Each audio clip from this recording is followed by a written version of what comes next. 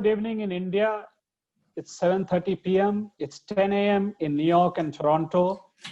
Welcome to Expressions, the platform where we discuss issues that matter. Our special guest today is Professor Arvind Panagariya, former chief of the Niti Aayog, an esteemed professor and author of many books and papers.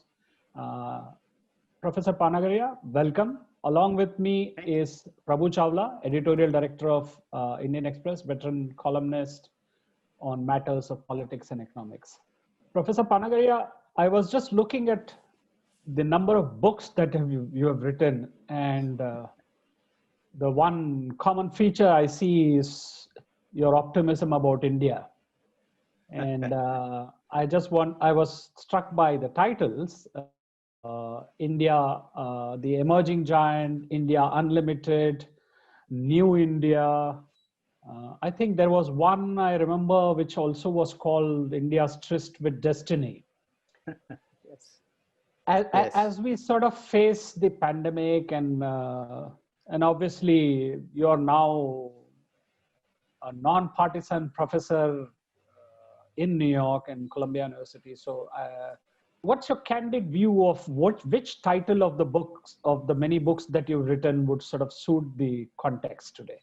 To me, the context doesn't really matter, which is a very temporary one. The onslaught of COVID, may color somebody else's vision, not mine, I should say, upfront. I think the long-term prospects for India, I see as very positive. So you can take my latest one, New India or India Unlimited, as my answer to your specific question. But to be sure that COVID has brought the growth rate down to negative of almost 24% for the particular quarter for which the latest data have been released. But I think, that is in line with what has happened elsewhere.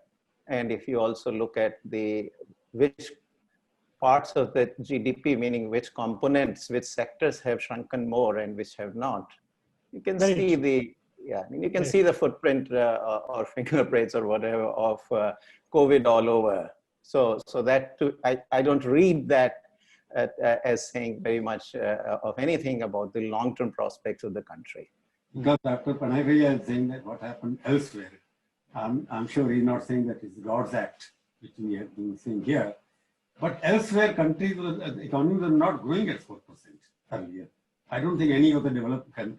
Yeah, okay. So then we go back to, so you want to go back to the pre-COVID. Pre-COVID, you want to go back no economy which you are operating, even the economy which you are living in, never grown by 4% in many years. So when you say India is still growing in quarter 4%, you have to keep that perspective in mind. I'll talk about it a little later. Let Shankar continue. Just keep that in mind.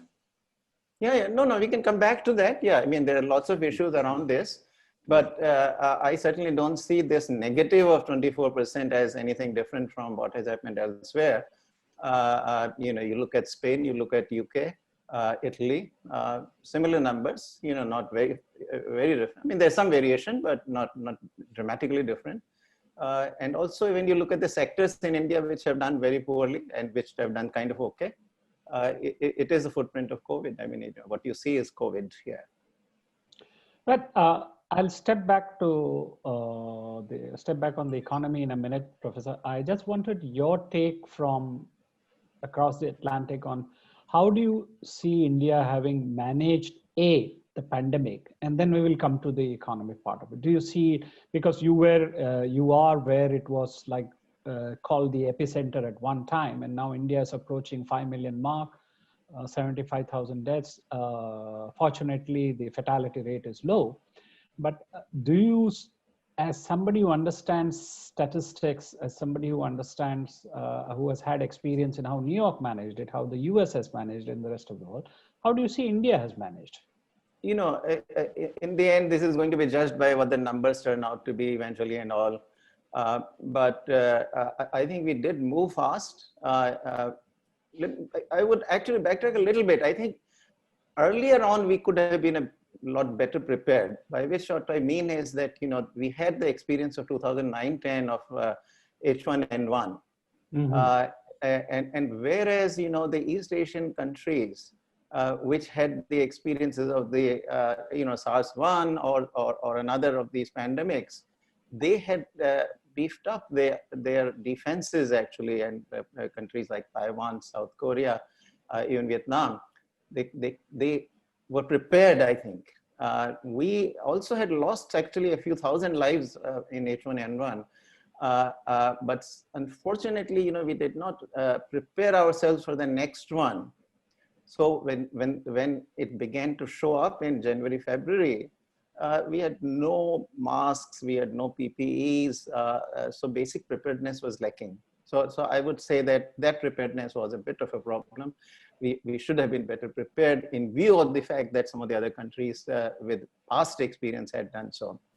Now, I think, and I've written it in various outlets, that around March, when the Prime Minister declared the strict lockdown, I was very much for it, and I think that was the right decision at the time.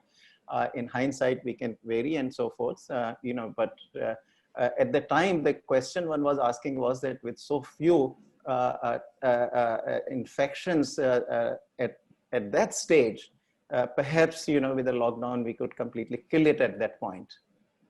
And that, I think, did not happen. And eventually we had to undo the lockdown or unlock, so to say. And after that, to some degree, I feel that, you know, people themselves have not behaved in the way people in some of the other countries have. I think US is a problem also. I mean, I see here in New York City, as I cross, you know, the Broadway here, on the other side of my 125th Street, lots of people, you know, I would say almost 40% people are not wearing masks. And that is a problem, you know, if you don't wear masks and go out, particularly in crowded places. I see a lot of this on the Indian television happening. Well, then the infections really spread.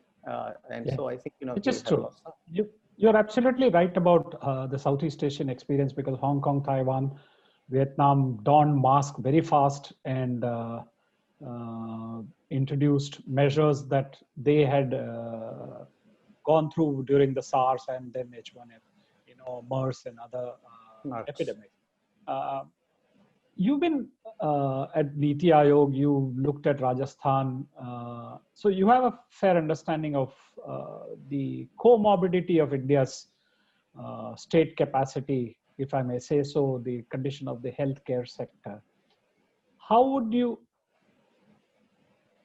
I mean, there's no comparison between Taiwan and Vietnam and India, but I mean, there is Kerala and then there is the rest of India, there is Himachal Pradesh, which has also got a good, decent healthcare system. How do you view the fact that the most developed and the largest states like Maharashtra, Tamil Nadu, have had higher incidence and have struggled to control the epidemic? Yeah, I mean, I wanted your perspective from someone who has seen the healthcare capacity as the vice chairman of Niti Aayog from up close. Yeah, I mean, I think, you know, it's more, I would say, not because of the 3 years I spent as vice chairman Niti Aayog, but more from a lot of reading that I've done. Also, I visit very frequently India and certainly visit Rajasthan in virtually every one of my visits, at least to Jaipur. My sort of own reading really is that, except for maybe in Tamil Nadu and a couple of states that you have mentioned, Himachal and Kerala, we really don't have serious public health systems. We just don't have it. You know, this goes back to the late 1940s. There was a Bhore committee. I mean, we used to have actually a separate public health, and there was also a public health cadre. But Bhore committee recommended that, you know, the medical and public health sides be merged, which, except for Tamil Nadu, every state did. And what happened in that process was that the medical side, the doctors basically gobbled public health. And so public health cadres also disappeared. So we all know that, you know, particularly Mumbai, you know, there is one heavy rain, and it's also true of my own city, Jaipur. one heavy rain, and because all the drainage systems are clogged and so forth, or they don't exist, water comes to 2 feet, 3 feet high. And that, of course, very quickly becomes the source of the mosquitoes evolving there and spreading the infection, which inevitably sets in. So the So sanitation we and need health issues, yeah. So sanitation and health issues have always been neglected. And you mentioned Bhore Committee, and I've just my new book, The Gated Republic, looks at public policy failures. And one of the interesting things I found out was the first health survey of India was actually sponsored by Florence Nightingale. And 150 years later, 200, almost 200 years later, I mean, we're still where, whatever that report said on the health and sanitation of India, pretty much a lot of it holds true. But I just want to take you back, get back to the economy issue. You were right saying that the contraction in the India's GDP, it could be, it's a one-time issue and much more severe than other countries, but it's still. But if we look at the pre-COVID economy, 8 quarters of slowdown, the average growth has been sliding over a period. I fear, and many other commentators also fear, that India's potential rate of growth, which we assumed was 8% or at least 7%, has sort of slid to 5%. Would you sort of concur with that, or do you have a different view? You think that India's existing condition has worsened over the years? So I absolutely disagree rather with differently, that. I will put it, do you think India's condition, as your book says India unlimited, it has become India limited? So I absolutely disagree with both of you. And let me say, first of all, even some of the worst impacted countries actually have almost declined in the fourth quarter. I mean, in this April-June quarter, almost as much as India. I mean, Spain about 22%. Then you got UK maybe 21%. Italy is a little over 17 or 18%. But so once you do the year-on-year calculations for these countries, they too have actually, so just want to modify that. But that's not your main question, I understand. And let me turn to the main question. So yes, the growth, so we can go to pre-COVID growth in 1920 did fall to 4.2%. It will still be revised. I do not, which way will it go? We do not know. But let's take 4.2, and to me, that is the result of one key mistake that the government made. After coming to Niti Aayog, I again internally actually pitched for it and all, but sadly, Department of Financial Services had no understanding. And the then governor of RBI also was playing along largely, he addressed the symptoms. So I think he did the right things in terms of, making the hidden NPAs to become explicit. But then he did not take the actions that were required at the time. I mean, I think action did not actually start till early 2017.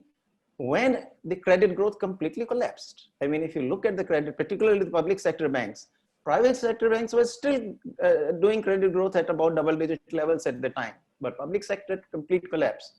And that is when then the urgency was felt, and then I think that the orders got issued from the very top. The BRA, the Banking Regulation Act, was modified through an ordinance. RBI was empowered, and then by that time Urjit Patel had become governor, who was very keen actually to address the problem, and he moved pretty quickly actually himself. So I think we finally paid for that, and that eventually spilled over into NBFC crisis also. The non-bank finance companies also got into trouble there, and that weakness remains. And so we went into COVID actually with significant weakness in the economy, and that still will have to be addressed. So, once we come out of COVID. Right now we are saying that, okay, NPAs will not be, no NPAs to be recognized till September and so forth. But eventually, I think eventually this will have to be faced. So we will still, Doctor, in terms of recovery. I'll interrupt you here because you Yes, please. said you admitted there. And the question is, whom are you trying to blame now? In the question in 2000. I don't blame anybody. I don't blame anybody. I'm just pointing out my job is analyst. My question is not just complete because 2013 you notice it, 2014 you flagged it, and you are blaming the financial services department and the government that time because they did not take precautionary measure. It's suggested by EE62. Financial services means there must be political leadership also in the ministry at that point in time. There was the prime minister also, there was everybody else there. To me, everybody did conspired or did not cooperate with each other. I don't want to get into this. But as a Niti Aayog person, you must be aware of ultimately what were the compulsions of the finance ministry leadership as well as the RBI governor, but they were friends, they were appointed by the same person. So what was the problem there? Seems to me you want to blame somebody.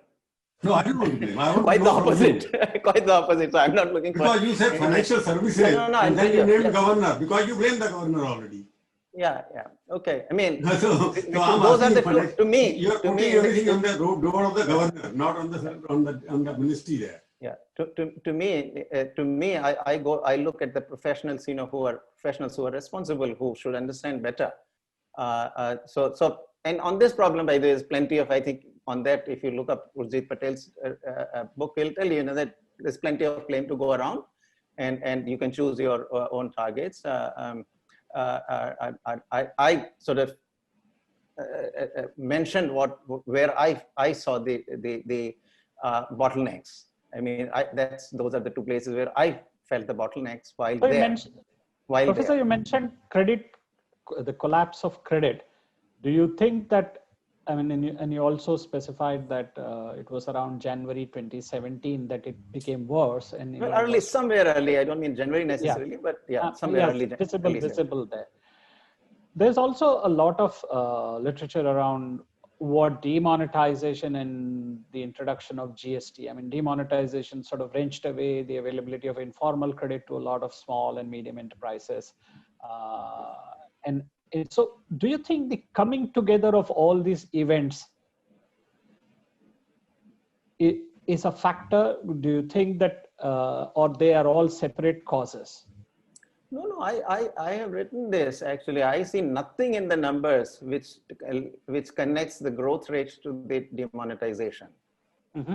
That year actually ended with 8.3% growth. Mm-hmm. November 16 is when this happened, and 16-17 growth rate ended up 8.3%. Following year was 7.1%. Where I would look for the impact of demonetization is in prices, because what demonetization is doing is it's bringing all the transactions to a halt. That somehow you got no cash, and your transactions have to be done with cash. So, the supply is almost given at that point in time. So I should see a major collapse in prices. And I've looked at the prices everywhere, meaning because price data are available in a localized way also. They collect price data in a few hundred places. So you can see there is no collapse in prices. So people kept transacting. I mean, I know in Delhi, I was in Delhi, and people found various ways to transact. You just give them either, milkman gave a check, or you give them 2,000 rupees. And people found ways around it. Yeah, I mean, 2,000 rupee note has appeared pretty quickly. I mean, that had been, within 3 months. Now, the current chief economist of the IMF has Geeta Gopinath. She was a serious critic of demonetization. And now she did the numbers, and she herself says her own analysis shows that the whole thing dissipated by March of 2017. So demonetization to me is not, I mean, in terms of the policy mistakes, if you want, I would say the delay in dealing with the in the financial, meaning largely NPAs, that was one big one. And the other is later on, which we can come to, which I've written on as well, about, the reversal of the openness to trade, return to import substitution. Yeah. I think that to me is a major policy Actually, shift. I was planning to come to the concept. So we can come to those. Yeah, we can come to Atmanirbhar. But I hope you also come to a lot of the very good reforms that the government has done. And I wrote, even in today's Economic Times, I wrote that, look, long term, I think will return to 7% plus. And we can get to 9 to 10, but on that cannot happen without the economy embracing the global markets. I think that we have to do. Yeah. Professor, one thing, like Shankar, one thing I want to add, because what are you saying is also correct. But I would like to know from you, assess how much energy prices contributed to the stability of the economic system in India, because under $10 or $80 to $30 or whatever, and your import deficit has gone down. How much that contributed to the stability? In what way? I mean, if petroleum prices were when the 14. But see, those prices have fallen largely during the period when all the other things bad things are also happening. I mean, the shock from the financial markets is culminating in that, and likewise the COVID then came on the heels of it.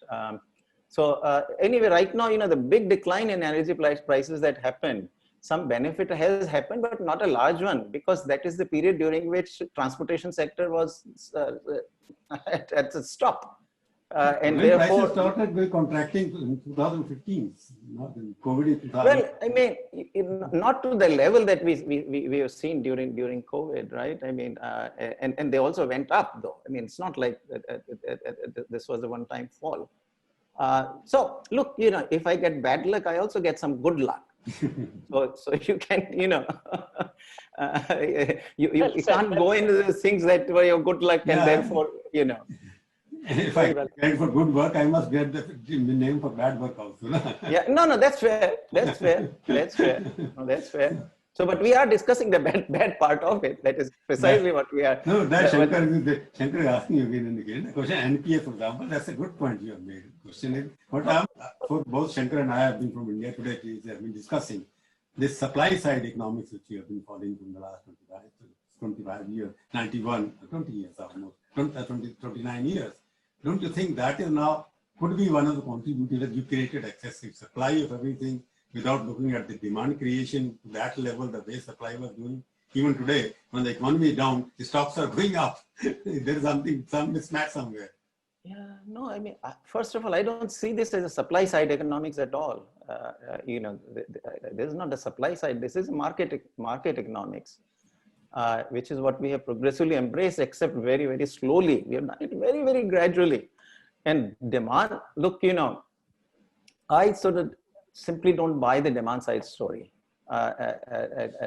Even when people were saying about auto industry that because of demand had collapsed and therefore the auto industry was having this serious problem and all, my take always was that, look, if you're bloody competitive, go and sell to the global market. There is a 17 to 18 trillion dollar worth of global market in merchandise exports, and another $7 trillion market in services exports. So when you say that I have a demand problem, I basically see you saying that I'm not competitive. Become competitive. What I call supply economics, you call it market economics. Basically, we have different nuances are different. Yeah, I mean, the supply side, at least in the US, was used in a very different kind of context. I mean, this was with Ronald Reagan was president in the 1980s and all. So it's a different context. I mean, it was used in the context of a market economy. I mean, the US was a market economy at the time. He was using it more in the sense of, that you reduce the tax rates and the tax revenues would actually rise. So that's what that was the context. Professor, coming, what the Americans call to cut to the chase, or to come to this point, there's a lot of debate that the US had a robust stimulus package, that Europe has put together a 900 million euro package. And India has done something, but not many people seem to, I mean, the feel good factor, the need factor and definitely the political rhetoric factor doesn't seem to match. Do you think India's response to reset the economy, to sort of revive the economy, has been adequate? So here I've consistently maintained that what India did was exactly the right thing for the Indian conditions. First of all, let me do some numbers here, that even with the very limited fiscal response, right? I mean, there was a larger response on the credit side. But on the fiscal side itself, I mean, in terms of transfers, basically, in the US, transfers were incredibly large. And our transfers were very, very small, limited to providing food for about 75% of rural and 50% of urban population under the Food Security Act. And some small transfers were made, but so that was relatively small. And I have said that was the right thing to do for the following reason. Our lockdown was very strict. Yes. Supply curve, if I may use just a little bit of jargon here, supply curve was vertical, or close to very vertical. You raise demand, you can't raise supply. Because if the hands are not there on the ground to work, you're not going to get supply response. So that would have gone empty. If you just allow me half more minute more. Now, even with that limited action, we are looking at about the fiscal the debt to GDP ratio rising from about 72% at the end of the last fiscal 1920 to about 85%. Now, and we are not done yet. We are not done yet, because now once the supply begins to happen, we have unlocked and so forth, it may still turn out that demand is deficient. You say, I don't believe in deficiency of demand, but I think politically the government will have to respond. I mean, politically government will have to respond. And so at that point, I think at least then if the government goes in with some transfer stimulus, etc., it might generate some response.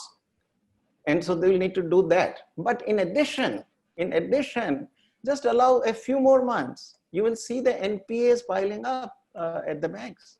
And there will have to be a very large recapitalization. So where is all that going to come from? You mentioned about 78% deficit figure. What is the figure for USA and Japan? No, it's not comparable. US can print money. I'm just asking you.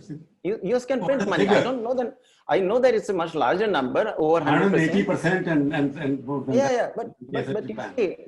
But if well, how is it different? I just want to know how it is different. No, I don't know. So you can look up. These numbers are available easily. You can look up at Google. Hey, if the numbers are higher, what is the difference? It's higher. No, I told you that they are higher. They are higher. I'm aware of that. I'm aware of that. Situations are different. As a reader, and I want to know that what kind of situations. No, I'm telling you, as a professor also, I don't remember these numbers. I mean, these days they are easily checkable on Google, so you can check. What I know, I mean, I keep a sense of where roughly they are, and I know that US debt to GDP ratio is larger than 100%. But I don't know what's the relevance of that. Why are you asking me in the present context? I mean, if you're just curious, justifying 78% is higher, then it is not acceptable. No, 85 you'll go to 85. Because in India, all the economists and market wallahs are always insisting on deficit should be reduced to this. No. You need to understand sir, you need to understand the implication. Why that is important?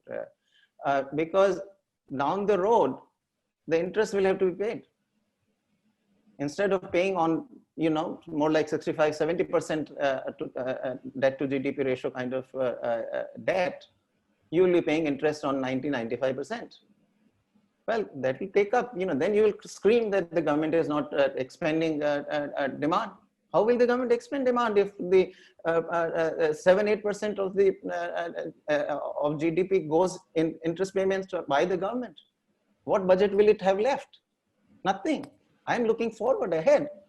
I mean, you can postpone the tax, you can tax the future generations. If that is your preference, you can do it. I have no problem with that. But I won't. I won't. When you can write off 7 lakh crore worth of bad debts in 2-3 years, 4 years, That is a big demand. You can give concession to corporate sector. How do you write off? 25 lakh crore.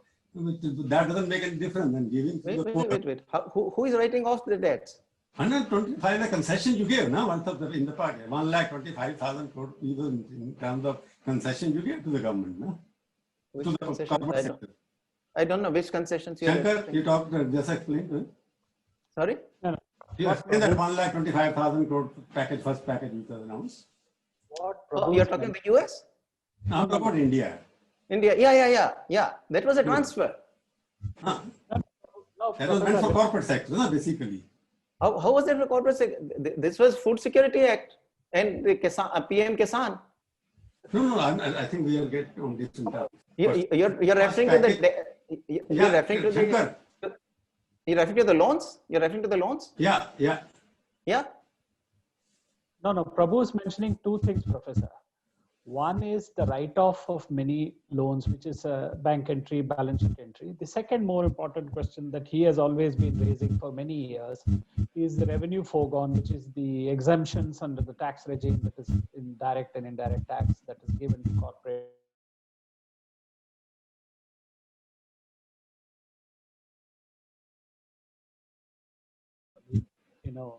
He thinks that that is something that needs to be looked at.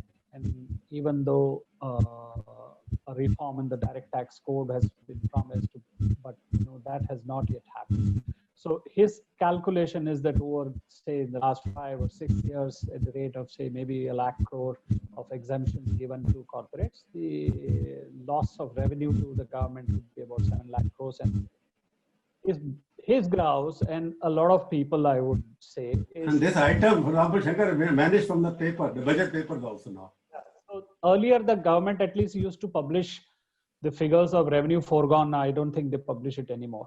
That's a point that he's making. But Professor, let me sort of present two alternates to what you said. I agree with you that the debt to GDP ratio is critical. US can print money. Japan has existing headroom, prosperity to deal with higher debt to GDP ratios.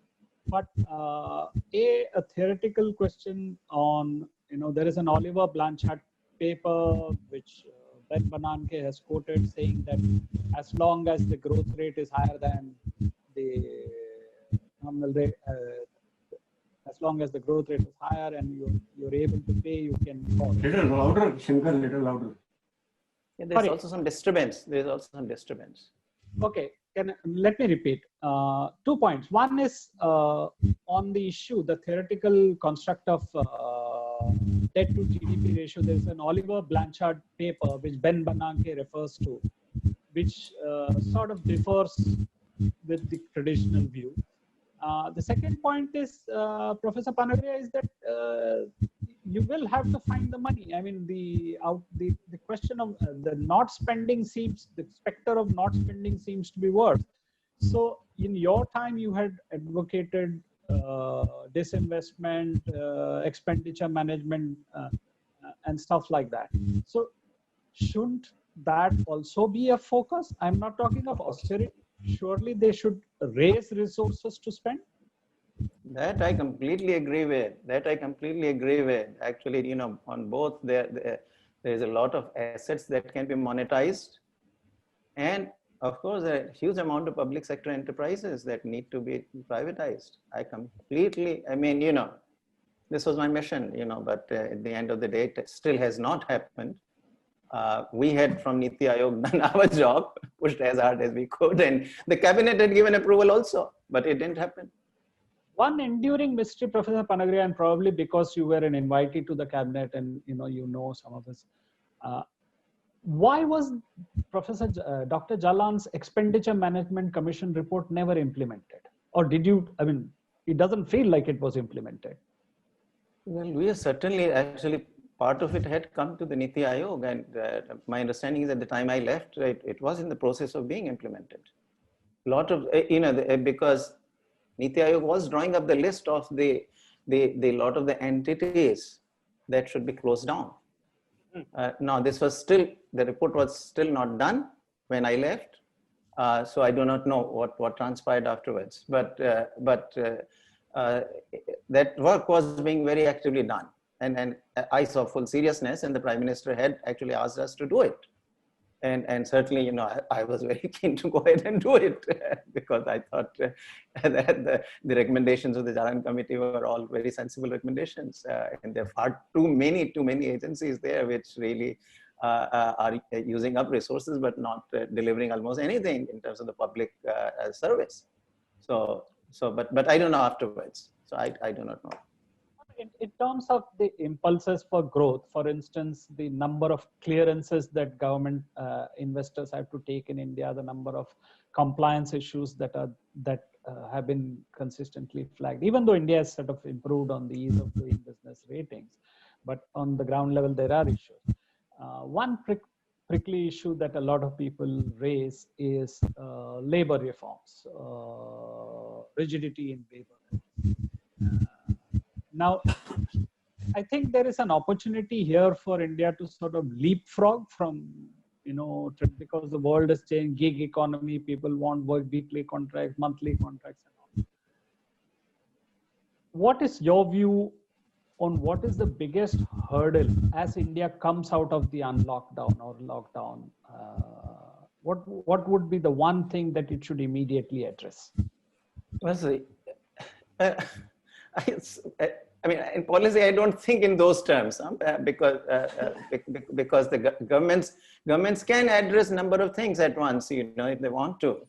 But I think, you know, nevertheless, to try and answer to your specific question, first thing, we lost your voice. How can I hear you? Let's see it as an Olympic podium, like the top three policy. So I'll first say, you know, we will need to to deal with the stress in the financial markets. I think that will have to be, as we come out of COVID, that will have to be priority number one, deal with the stress in financial markets, because that finance is like water, you know, it can seep in anywhere, everywhere, and so forth. So you really have to have good plumbing and so forth. So that I think is the critical thing that the government will need to do. But you know, in the meantime, the government actually has been doing a lot of the reforms, you know, because that Atmanirbhar Bharat package was not all about only the credit. It was also a lot about many reforms that were spelled out. And likewise, you know, for example, I would say you touched on this privatization to raise revenues. Seems to me that, you know, there was a promise there of bringing in a policy on public enterprises. Now, I think that policy, if rightly written, could actually make big, huge difference. You know, I mean, if a lot of the not even performing, why only non-performing? A lot of the enterprises are listed, so we know what their values are and so forth. And even if you sell 5 to 8% of the shares, the government stake goes below 50%, you can then hand it over to a private board and so forth. So, you know, a lot of this can be even huge efficiency gains to be had. I mean, you know, the enterprises that Arun Shuri had privatized, there are studies now of those enterprises, and they have done all uniformly extremely well after privatization. Here, I mean, there is this sense. I mean, there is economic nationalism. I mean, you know, everything in the US starts with national security before they talk about utter the word trade. But Atmanirbhar Bharat also sort of carries a scent of import substitution era policies. As somebody who has written extensively on this, do you worry about it? See, Atmanirbhar Bharat came a little later, and purely out of Atmanirbhar Bharat, I haven't seen big actions that I see as the problem ones. But the problem ones began happening well before that. You know, a lot of the tariffs got raised starting somewhere, you know, maybe even 2018, 19, and now we are in 20. Almost 3 years, in the budgets, if you look up, many tariffs have been raised. Lot of talk from the officials and even the Commerce Ministry of import substitution. Suddenly, you know, you also see some of the license permit Raj era terminology returning, this, we used to call this, Yes. what was it? The PMP, I forget the full form of this. Mr. Prabhu will probably remember, we used to do this where progressively we are going to kind of, indigenize the product and so forth. So that PMP has returned. Then actual user condition was also used very recently in some press conference or somewhere in some statement by a Commerce Ministry official. Now, goodness, I mean, these were archaic terms, SKDs and whatnot. SKD I have not seen. Yeah, SKD I have not seen. But semi-knockdown. Yeah. So now, I think if we go that route, that is a problem. You see, no country, if you look at the ones that have really grown at 8 to 10% on a sustained basis for 2 to 3 decades, no country has done that without capturing the global markets, without really, being, take any country, South Korea, Taiwan, Singapore, China, and our own. I mean, look, if you look at the very fast growth period from 2003-4 to about 2011-12, 9 years, 8% plus growth. Look at what happened to exports during that period and imports both. So we think that, the irony, the sort of sad part of it is that we think that, look, all these goods we are importing, and if we were to stop these imports, we can manufacture those and we can add to our GDP. It looks very intuitive, very plausible. What we don't realize is that, you produce more of the import competing goods, you'll produce less of the exportable goods. That imports and exports don't move together. Some trend which we are noticing, which you must have also noticed as economists, this reverse nationalism, economic nationalism, that every country is becoming protectionist, even the countries which you are now teaching. Everybody is now preferring to have some kind of a tariff mechanism which discourages imports from other countries. Even Mr. Trump talks about some concession on motorcycles that he wants to talk about. So don't you think this growing nationalism, economic nationalism, whether it's Europe, whether it's America, whether it's India, so it is going to have a de-globalization of the economy? I don't believe that for a minute. Now, go back to the 60s. That was the time everybody believed in import substitution. But who succeeded? It's the fellows who said, hell with it, this is wrong policy. All economists were saying, what do we talk of the policymakers? I mean, every economist was for import substitution in India. In India, of course, they are still for it. But say Bhagwati Srinivasan and Desai, you name one economist even outside at that time. Later, Ian Little, you can look up, actually, he wrote very approvingly in 1960 of India's third plan going via import substitution. He says that this is the right thing to do. Markets are there and there is no uncertainty, etc. So they are doing the right thing. By 1970, he had learned from Korean experience, and also he became an incredible, one of the leading advocates of free trade, certainly more liberal trade policies. In those days, free trade, nobody would sort of talk about. They talk about more liberal trade policies. So the countries that have succeeded are the ones who chose not to, go with the rhetoric of the day, but saw what was the right thing to do. I'm asking, is the current trend, which you must have noticed, is current trend. No, look, so you're right. So you say the market will somehow close or something. Look, 18 plus 7, $25 trillion is your total export market. 25 trillion, let it shrink to 20. When China started in 2000, if you go, that market is about 6 trillion. So China could have said back, the 6 trillion is too little, we can't do much with it. But they went in and got the markets opened yet further, joined the WTO and got their rights to trade and so forth, full non-discrimination in the policies of all the countries and against them and all. So, you have to be bold, you have to be willing to say that I'll take on to the world markets. You're probably, like every Indian, I'm sure your favorite sport is cricket also. You tell me, if you said कि यार अभी नहीं थोड़ा सा import substitution कर लेते हैं, meaning घर में जरा सीख लेते हैं, so let's not play any international cricket for 10 years. I mean, do you think you will get Tendulkar, Virat Kohli, Yuvraj, Dhoni? I mean, player after player of world-class level. I mean, it's when you go on and work against the best in the world and say, I'm going to challenge you. That is what makes the real world-class player out of you, whether it is cricket or it is exporting automobiles. I mean, if you have protected our automobile industry for 70 years, today still 100% plus tariffs on automobile imports. What is its share? What is its share in the global market? Less than 1% share in the export market. That's right. But are you suggesting indirectly that whatever we're doing to China is against the basic economic model? Oh, no. China is a different story here. China, I've written actually, you know, that China has really shown that you can't really trust them, even on the economic side. So I was, you know, if you look up till 3 or 4 post pre-Galwan, I was very much advocating the RCEP, that India should join RCEP, and if the deal was not good, that is fine. I think we should cut the best deal possible. So I was not against the government having actually not signed it off in the last round of negotiations, but I was for India eventually cutting a better deal and signing it.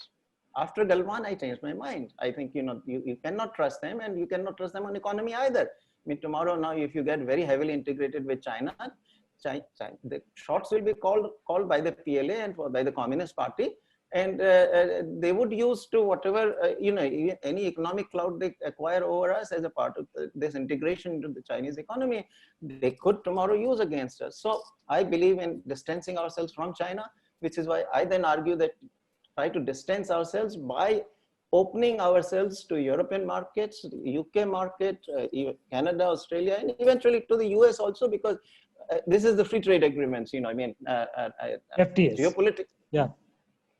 So geopolitically, you know, we should, go ahead. Yeah.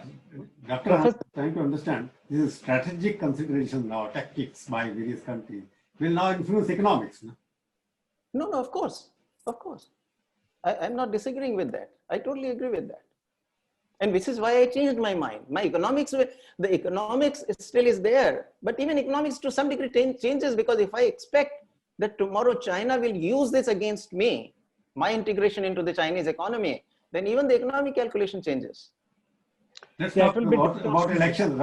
Shankar, since he's there, what do you think about Trump's chances in No, I don't comment on any politics either in India or in the United States. Without outcome of don't comment on the outcome, but will it, whatever outcome is there, will it affect Indian economic relations?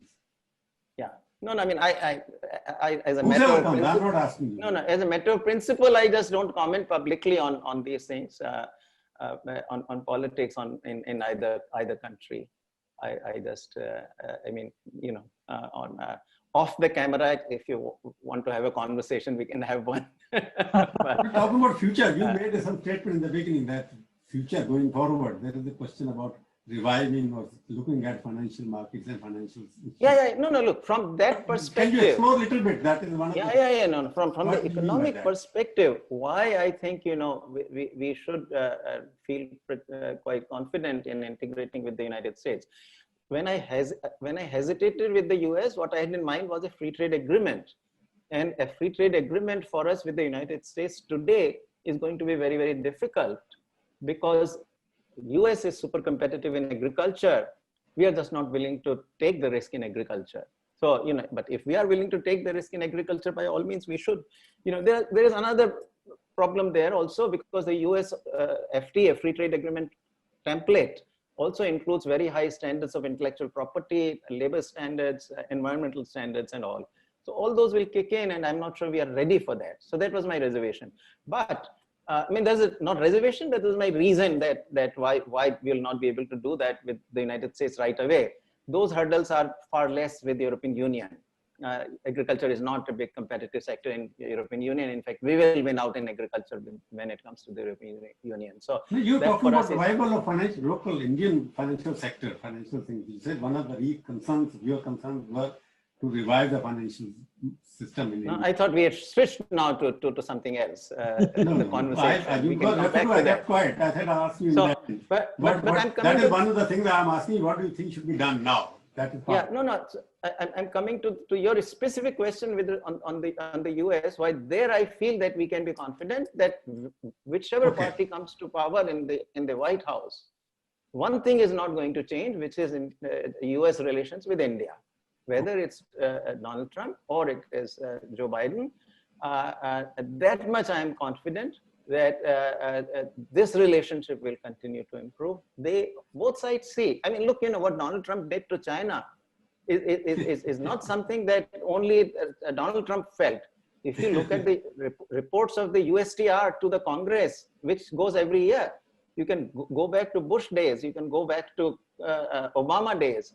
These were the complaints being made. Only difference was that Donald Trump said, hell with you, enough is enough, I'm going to act.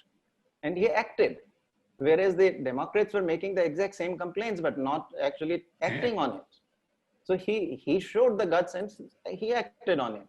But they realized that whatever Trump has done, even if Democrats come to the White House with respect to China, not much is going to change. And likewise, symmetrically, what is happening with respect to India in terms of the rising relationship with the US, that's not going to change. And so I feel fully confident actually that we need not be so defensive in our relationship with the United States, particularly on these trade issues and so forth. We should resolve them quickly and go for it. I mean, liberalization of your own is for your own good also. So why are we so hesitant on that one? I mean, it's not disarmament. Disarmament is different. I mean, in trade, your own liberalization is good for you. Disarmament is not good for you. Do you tell us for recharging Indian economy? What do you think? 1, 2, 3, 4 steps to be taken immediately, short term, long term? Yeah, the first thing that has to happen is to bring COVID under control, because without it, the workers will not fully return. I mean, even though we have restored that there is no restriction officially on the movement of people, people are afraid. I mean, I have no restrictions in New York to go out, but I'm not going out unless I absolutely have to go. So, and it is costly also to go out because you have to have your tests done and so forth. So first, I mean, without that, we are not going to get to full capacity.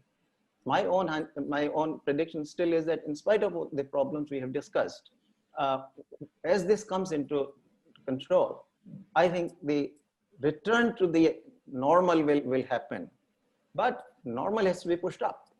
So I would first of all, I would open up to trade, not only reverse the liberalization that, not only reverse the protection that I've imposed in the last 3 years, but go further. We got to go down to about 7% tariffs maximally. I mean, I'm a free trade, so if you go free trade, that's fine. Politically, that's probably not something that's going to happen, but we should go down to about 7%. Liberalize also the auto industry, etc. I would make a deal with the European Union. I think that would be one way to open up. That's politically that makes it more feasible. So anyway, trade liberalization, that will be one very important one. Labor law reforms. Now that can be done right now, by the way, because all the 3 codes on labor, one has already, wage one was already done. That's been voted on in the parliament already, but the remaining 3 are going now. One can do a lot of good labor law reform. I don't think it's quite happening. Some bits of changes for the better are happening, but not enough. So labor, I think is, I mean, in a way, labor and land, these 2 reforms are very critical, both, because in India, land is also extremely expensive. Plus it is extremely difficult to put together for the private entrepreneurs, even 100 acres of land together, because so much because the absence of land titles, you have so much of this, encumbrances, because you assemble 100 acres and there are probably 150 different pieces of land you have to acquire, you have to purchase, and inevitably some pieces have encumbrances, and so you don't know from whom to buy. So that is a big problem. It needs to be solved. So together those, and the third one will be the financial sector, of course. I think financial sector reforms are very critical, within which I would go and privatize most of the public sector banks. I mean, if the government is hesitant, keep the State Bank of India. It's a bank that is well run. The government is running it well. It's also the largest bank. and that I think should suffice to do the social goals. But of course, if there are social goals, private banks should chip in also. I mean, they do like priority sector lending that applies to the private banks as much as it applies to the public sector banks. Doctor, you are very specific. You are saying international tariffs should be reduced. That's one. Labor law reform should be Labor done. and land, They should be done. Third, you made this about land reform should be done and ownership record. You're not saying land should be acquired by government and given to the private sector. That is not what you meant. To me, I'm interested in the outcome. I'm interested in the outcomes that the land ought to be available to the private entrepreneurs. It's a market force. You are applying market forces everywhere else except land. I don't know. Let the market pay for this. Look, that's because you don't have the markets operating there. Because if my titles are not there, then all kinds of encumbrances exist already. So the government is already disadvantaged the market fully. You understand? Shankar has got a phrase for that. You are the privatization of profit and socialization of losses. That means you buy land. He has created a phrase that in India the practice is all economists, free market economists, always say privatization of profit and socialization of losses. It means land should be bought cheaply from the people. Whose recommendation is that? This is Shankar's phrase. Yeah. I mean, there are a lot of skeptics around, but I strictly actually say absolutely not. Don't bail out anybody. Why should you bail out? You should punish the land. But you should punish. No. Look, one can be a cynic and all. What you're referring probably is to the NPAs that got created and that led to, but those fellows who really did this should be punished. Should be punished for their crimes. I think you can't punish if NPAs if you let them completely go off and leave the banks. Look, on the private banks, by the way, come back to Mr. Prabhu, not a rupee has been spent actually on the NPAs in private banks. Not a rupee. All recapitalization has been done to public sector banks. So tell me, what do you have to say? Because they're liberal in giving money to the on phone, phone banking. What? Well, so now you're explaining to me. Now you're explaining to me. But that is so this privatization of profits and socialization of losses is happening in your public sector. We have completely run out of time, Professor. I take all the 3 steps that you suggest are very valid. Probably we can leave that for another day, but another day. Thank you very much for your time. It has been a very robust and very engaging discussion with you.